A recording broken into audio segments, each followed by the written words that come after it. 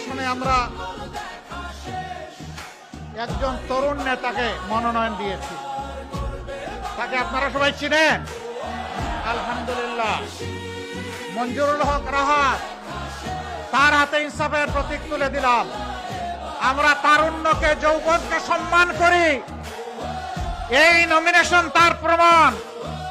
ও যুবকেরা, তৈরি হয়ে যাও, আগামীর বাংলাদেশ তোমাদের হাতে তুলে দেব।